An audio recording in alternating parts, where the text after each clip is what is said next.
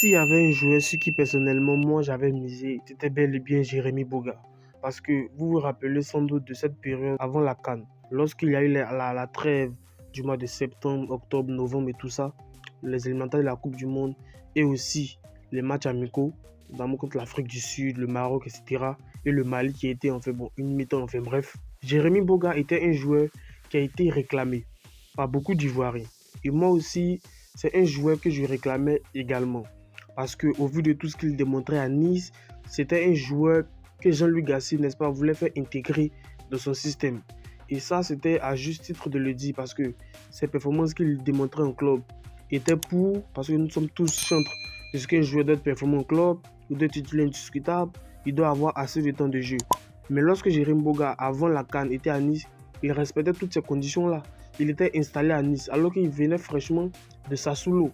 Il a fait un tour aussi à l'Atlanta. Mais lorsqu'il était au Sassuolo en Série A, il brillait là-bas. Mais arrivé, n'est-ce pas, à l'OGC Nice, il s'est désormais installé et il est devenu de plus en plus régulier.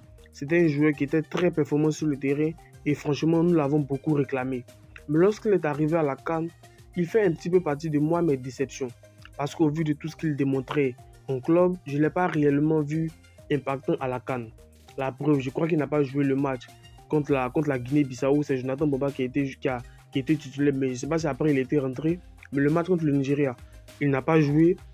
Le match aussi contre la Guinée équatoriale, il n'a pas joué. Je crois bien. Rectifiez-moi ça dans les commentaires si je me trompe. Mais je pense qu'il n'a pas joué ce match-là. Mais on a vu, lorsque nous sommes revenus contre le Sénégal, on a vu que c'était un joueur sur qui on ne comptait plus réellement. Parce qu'il avait démontré pas mal de choses lorsqu'il était à Nice. Et lorsqu'il venait en équipe nationale de Côte d'Ivoire, on s'attendait qu'il puisse réitérer ces mêmes performances qu'il était en train de réaliser à l'OGC Nice. Parce qu'à l'OGC Nice réalisait une saison parfaite. Ils étaient extraordinaires dans le jeu, ce qui même les a valu une place de Ligue Europa cette saison. Parce que la saison dernière, ils ont été très bien classés au classement, ce qui les a permis de jouer la Ligue Europa cette saison. Mais depuis que la CAN est finie, il a fait partie pour moi des joueurs un peu flop. Parce que c'est un joueur quand on attend beaucoup de lui. Parce que vous voyez, lorsqu'un joueur est talentueux, on attend toujours beaucoup de lui. Parce qu'on sait qu'avec toutes ces qualités-là, il est capable de nous apporter mieux. Et pour moi, avec la méforme que Simon Adingra traversait à Brighton, parce que Simon Adingra commence à retrouver un petit peu de temps de jeu, avec la méforme qu'il traversait à Brighton, voici un garçon comme Jérémy Boga qui pouvait réellement s'imposer chez les éléphants, qui pouvait être la doublure. Et je me dis que Jérémy Boga est un petit peu en danger parce que quoi? Parce que lorsque dans la hiérarchie actuellement au côté gauche de l'attaque des éléphants, en tout cas sur les ailes du côté de Adingra, Adingra est premier. En défaut, c'est Traoré Béni parce que Adingra est premier, parce que dans la tête de tout le monde, c'est Adingra national, etc. Mais hormis sa mauvaise passe qu'il traverse à Brighton, c'est un joueur sur qui on compte réellement. Mais après Adingra, il y a Traoré Béni. Après Traoré Béni, je crois que c'est maintenant que vient Jérémy Boga. Donc vous voyez, on est passé d'un joueur sur qui on comptait réellement à quelqu'un qui peut se retrouver potentiellement troisième. Sachant très bien que lors des prochaines listes, à chaque liste, il y a maximum 2 ailiers par poste. 2 ailiers sur le côté gauche et 2 ailiers sur le côté droit. Donc Jérémy Boga doit élever son niveau de jeu. Mais cette saison, ça n'a pas été réellement le cas. Parce que cette saison, il n'est pas régulier du tout. En début de saison, il était blessé. Et j'ai l'impression qu'il a fait la part belle à Ivan Guessant. La saison dernière, c'était lui qui était plus en vue du côté de l'OGC Nice. Mais cette saison, c'est plus Ivan Guessant qui est plus en vue.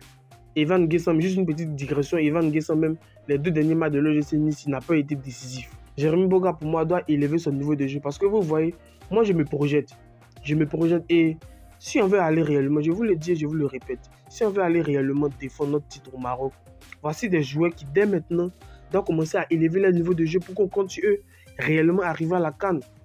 C'est pas à la CAN, on va faire des choix précipités, mettre des joueurs ici parce que les soi-disant titulaires sont blessés ou sont en pépin physique, sont en méforme. C'est pas là qu'on va mettre les Jérémy Boga. Et Jérémy Boga, ça me plaît qu'il revient un petit peu à l'OGC Nice. Les derniers matchs de l'OGC Nice, notamment le match qu'ils ont joué contre Strasbourg, je l'ai trouvé intéressant dans les duels sur son côté. Il y avait Guéla Doué. Mais dans les duels, dans les dribbles, c'est quelqu'un qui est capable d'éliminer des joueurs, qui est capable d'être décisif, qui est capable de donner la passe au moment clé. Et même en Ligue Europa, où Nice a été sorti très lamentablement, on le rappelle, il a même été buteur et il a inscrit une passe décisive. Cette saison même, il a joué 22 matchs pour 12 titularisations et 3 buts et une passe décisive. 22 matchs, toutes compétitions confondues. On voit que là où Evan Guessant avoisine près de 30 matchs, là où certains joueurs ivoiriens, Ndika, Agbadou, etc., avoisinent plus de 40 matchs, Jérémy Boga est à 22 matchs. Ça n'a pas été le cas la saison dernière. La saison dernière, il a joué 29 matchs pour 6 buts et 6 passes décisives. Et là, c'était vraiment une saison où il était vraiment exceptionnel à tout point de vue. Mais cette saison, on voit que réellement, que Jérémy Boga, ce n'est pas du tout la grande forme. Et moi, ce que j'attends de Jérémy Boga, c'est qu'il se relance. Lorsqu'il est venu, avant même que la CAN commence, si vous vous rappelez, le 6 janvier, on avait joué un match amical contre la Sierra Leone, je crois à San Pedro, où il a même été buteur sur un coup franc, si je me rappelle bien. Et franchement, cette prestation qu'il a livrée augurait de bonnes choses. Parce qu'on se disait, voici un joueur qui vient d'arriver. Il ne venait pas d'arriver. Il a été longtemps en sélection, mais il a été sorti avant qu'il revienne avant la CAN. Voici un gars qui arrive et qui marque un coup franc. Et sur comme on appelle, la Côte d'Ivoire n'arrivait à ce moment-là, la Côte d'Ivoire n'arrivait pas à être décisive. On se créait des occasions, mais on pêchait beaucoup à la finition. Et lui, voici un joueur qui était capable de marquer des coups francs, qui était capable de finir les actions. Donc je me disais que voici un joyau qui va nous apporter réellement beaucoup à la CAN, parce que la CAN était à domicile. Il y avait réellement de grosses attentes et franchement, ça n'a pas été le cas de Jérémy Boga. J'espère qu'il va se relancer parce que moi, c'est un joueur que j'avais beaucoup réclamé.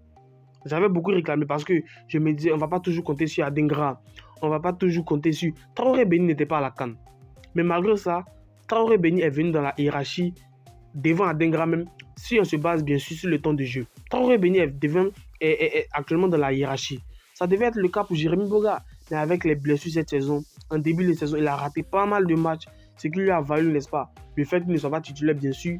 Mais si j'ai un petit peu de chance, c'est que depuis qu'il est revenu de blessure, il est régulier avec Nice.